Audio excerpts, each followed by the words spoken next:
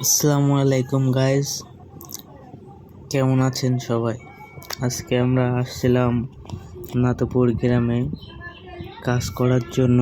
ঢালাই দিতে হবে এইগুলা, ঢালাই দিতে হবে। মোট 10টা বিম আছে এখানে।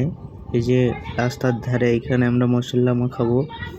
এখানটা অনেক মাটি দিয়ে রাস্তা চাপা পড়েছিল, তাই ওইটা আমি পরিষ্কার করছিলাম। এইখানে মোট 10টা বিম আমাদের ঢালাই দিতে হবে। এখানে এই যে গর্ত দেখছো, এর ভিতরে রড বসবে। রড দিয়ে বিম তোলার জন্য একটা করে পিলার উঠবে। সেই পিলারগুলো আমরা ঢালাই দেবো আজকে। একটা গর্তের ভিতরে 2 বস্তা করে মাটি আর বালিও দিয়ে মাখাতে হবে। এই পাশে আমাদের মিস্ত্রি ভাই কাজ করছে।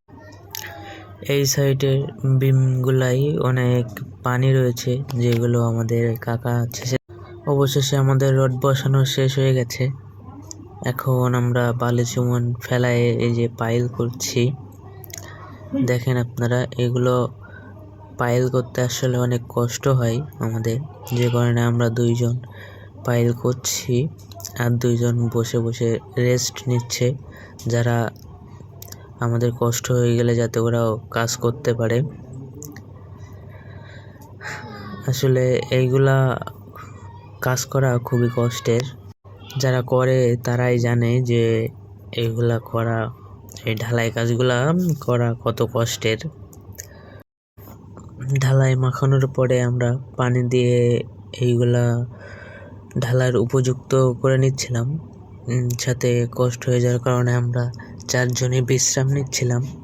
মশলাগুলো তৈরি হয়ে গেছে, এবার আমরা কাজ শুরু করব। এবার আমরা মশলাগুলো মাখিয়ে নিচ্ছি। মাখিয়ে এবার আমরা এগুলো বব।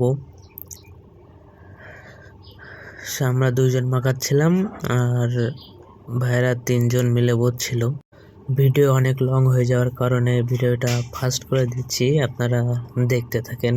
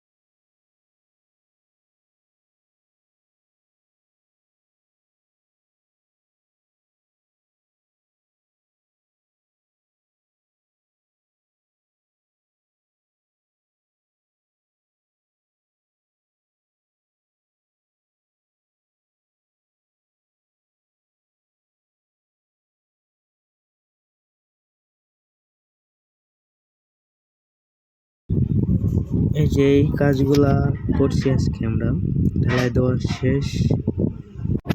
তো গাইজ, ভিডিওটা ভালো লাগলে লাইক করুন, কমেন্ট করুন এবং ফটাফট শেয়ার করে দিন। গাইজ, আজকের ভিডিও এই পর্যন্তই শেষ করছি। আমাদের পেজটি নতুন, পেজটিকে সবাই ফলো দিয়ে দিন। আজকের ভিডিও এই পর্যন্তই শেষ করছি। খোদা হাফেজ।